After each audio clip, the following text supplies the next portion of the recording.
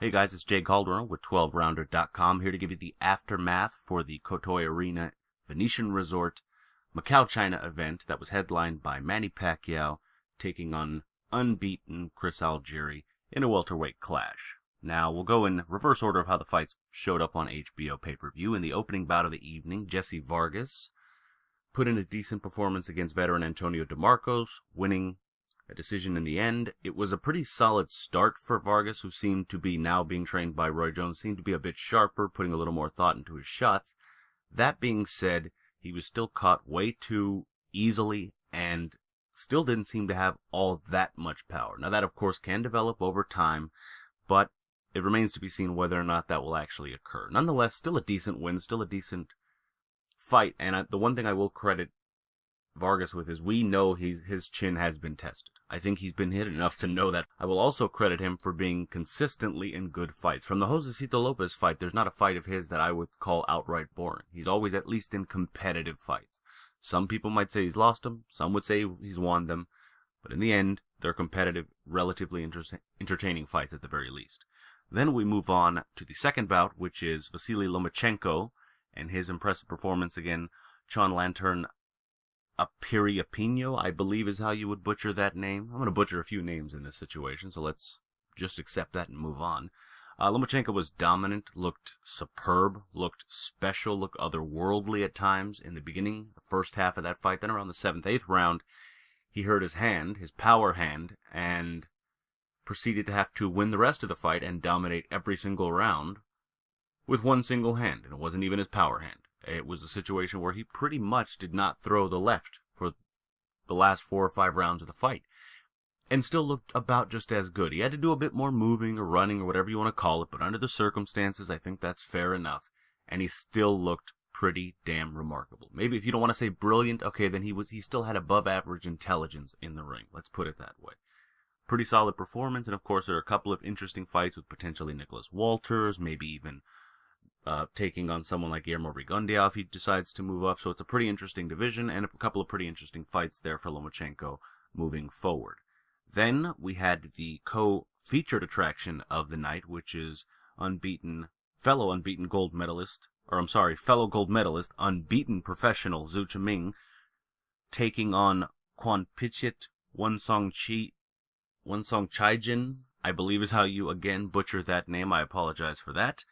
In any event, it was really a tale of two fights for Shiming. In the beginning of that fight, he dropped him with 2 perfectly placed counter right hands. They were just beautiful, and potentially if he had a bit more natural power, and if the guy he was facing wasn't as tough, those could have ended the fight then and there.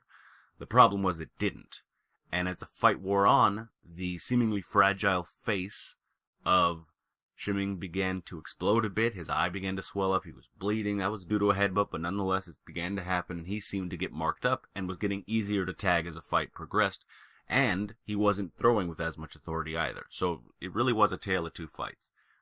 That being said, he boxed better for a longer stretch. I've seen him start off fights, other than with the exception of his first and second fight. Now he's had a handful of fights or so, and every fight I've seen him start off well enough and extend how long he fights at that rate. But it does seem to unravel a bit towards the back end of the fight. And the longer the fight goes, the more noticeable that is. Now he's competed in his first 12-round fight. It's pretty apparent that happened. That being said, he obviously picked up the decision like Lomachenko did, and pulled it together, and he can take a hell of a shot. So if he can keep taking those shots, if he can be as dynamic as he was in spurts towards the end of the fight and to begin the fight in general, then he has a shot at, doing some things at flyweight. But he does seem to have a problem keeping himself composed for the duration of a fight. Still, a better version of Shiming than we are accustomed to at this point in his career. Then in the main event, Manny Pacquiao completely annihilated Chris Algieri. He scored about 2 knockdowns that probably weren't knockdowns. The only problem with that is there was about a handful of other knockdowns that were completely legit, including a monstrous one in about, I believe, the 8th or 9th round. I want to say the 9th, and that, or maybe the 8th. I don't remember. I apologize. I've had a very busy night, but in any event, He really did hurt him towards the end of that fight. It seemed like it should have been stopped. Algieri's irrationally stupid corner continued to suggest that their man would have Pacquiao right where they wanted him, which I have no concept. In Bizarro world, I guess that sort of made sense. I have no idea. Fact of the matter is, Pacquiao completely dominated him, showed some power, and it's a good sign for Pacquiao if he does in fact intend to move down completely to 140 pounds, because if he can just drop 3 or 4 pounds, in this case 3 pounds, and gain some of that power back against a guy who is usually, was undefeated, took the best shots of Provodnikov, and really didn't have much to deal with throughout the rest of that fight with Provodnikov, Ruslan Provodnikov, that is, maybe it's a sign that Pacquiao can regain a bit more of that power if he sheds a few more pounds. The question becomes whether or not he's shedding too much at this advanced stage in his career. In any event, there's some very interesting fights there, and of course, it was sort of mentioned at the end of the fight, a fight between him and Floyd Mayweather. That will never happen, but even if it did, I'm not watching it. You can check out this channel to figure that out. It's a different story for a different day. In any event, it was a pretty interesting telecast, and I'd love to hear your guys' take on it. Tell me what you thought, your likes, your dislikes, your favorite fight. What do you think the future holds for all of these fighters, the winners and the losers? And, of course, you can tell me all of this stuff in the comments section below and on Twitter at 12RounderBoxing. Of course, follow, like, share, subscribe, all that great stuff. And, of course, be sure to visit 12rounder.com. Jay Calderon, hope you enjoyed the fights. And until next time, see you guys.